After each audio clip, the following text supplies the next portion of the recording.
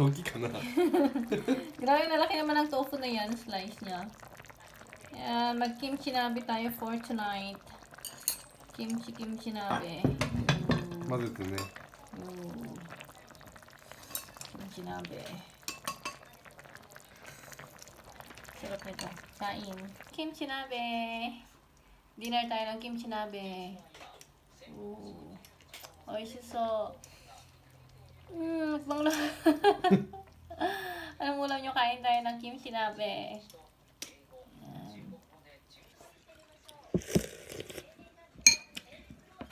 With rice.